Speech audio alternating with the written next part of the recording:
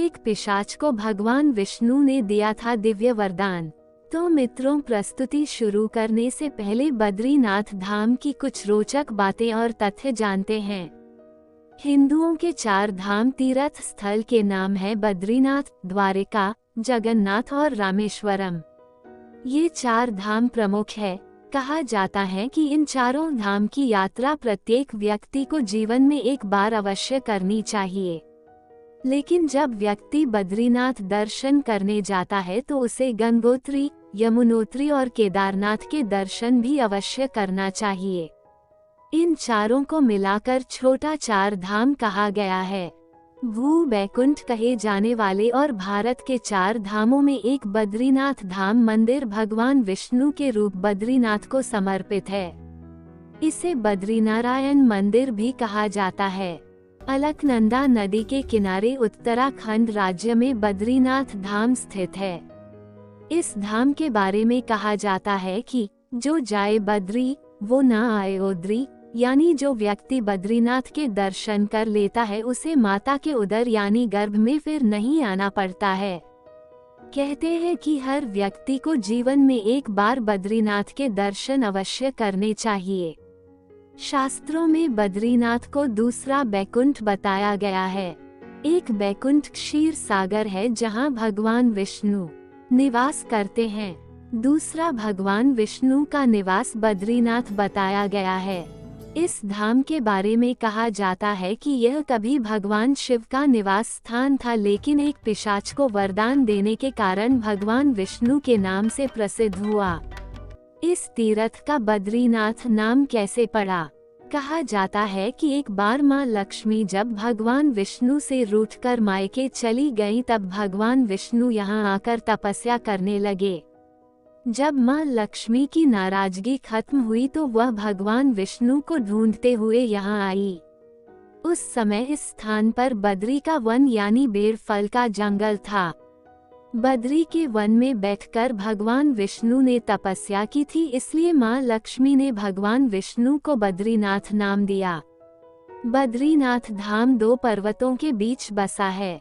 इन पर्वतों को नर नारायण पर्वत कहा जाता है। कहते हैं कि यहाँ भगवान विष्णु के अंश नर और नारायण ने तपस्या की थी। नर अपने अगले जन्म में अर्जुन और नारायण श्री कृष्ण के रूप में पैदा हुए थे। मंदिर में जलने वाले दीपक का खास महत्व बद्रीनाथ के कपाट खुलते समय मंदिर में जलने वाले दीपक का विशेष महत्व होता है। कहा जाता है कि 6 महीने तक बंद कपाट के अंदर देवता इस दीपक को जलाए रखते हैं। तो मित्रों, आज हम आपको एक ऐसे पिशाच के बारे में बताने जा रहे हैं जिसने भगवान विष्णु से वरदान प्राप्त करने के लिए एक अनोखा रास्ता अपनाया।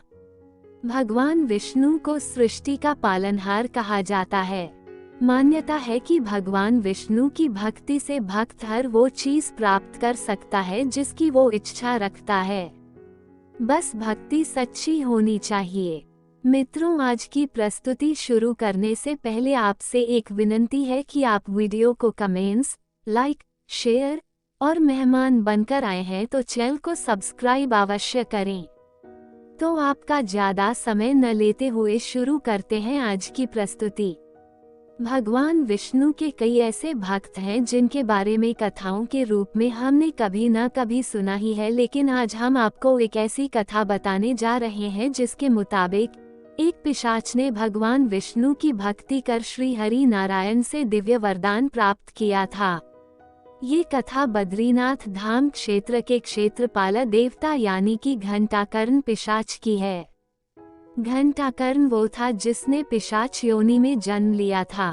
घंटाकर्ण भगवान शिव का परम उपासक था और उन्हीं की भक्ति में खोया रहता था। गौर करने वाली बात यह है कि घंटाकर्ण शिव भक्त था, लेकिन उसे भगवान विष्णु के नाम से भी नफरत थी। उसका मानना था कि जो भी है महादेव ही हैं और भगवान विष्णु कुछ भी नहीं। ऐसा कहना गलत नहीं होगा कि घंटाकर्ण को भगवान विष्णु से सर्वोच्च स्तर का बैर था। जब भी कोई उसके आसपास भगवान विष्णु के नाम का जाप करता तो वह खींच जाता और सामने वाले व्यक्ति से बैर कर लेता। एक बार बैर बढ़ते बढ़ते इतना बढ़ गया कि उसने विष्णु नाम की ध्वनि से बचने के लिए अपने कानों में घंटे लटका लिए, जिससे जब भी कोई भगवान विष्णु का नाम ले तो उसका स्वर घंटों की आवाज में दब जाए। भगवान विष्णु के नाम से चिढ़ने वाले घंटाकर्ण को पिशाच योनि से मुक्ति पाकर मोक्ष की अभिलाषा थी, जिसके लिए उसने महादेव की तपस्या की। लेकिन जब उसकी भक्ति से प्रसन्न होकर महादेव प्रकट हुए तो उन्होंने घंटाकर्ण की इच्छा को पूर्ण करने से मना कर दिया। महादेव ने इसके पीछे का कारण बताते हुए घंटाकर्ण को कहा कि एक की भक्ति और दूसरे का अनादर उचित आचरण नहीं है। भगवान विष्णु महादेव के आराध्य हैं और ऐसे में उनके आराध्य का अपमान उन्हें सहन नहीं। महादेव ने घंटाकर्ण को भगवान विष्णु की भक्ति का मार्ग दिखलाते हुए कहा कि केवल के वही घंटाकर्ण को मोक्ष प्रदान कर सकते हैं।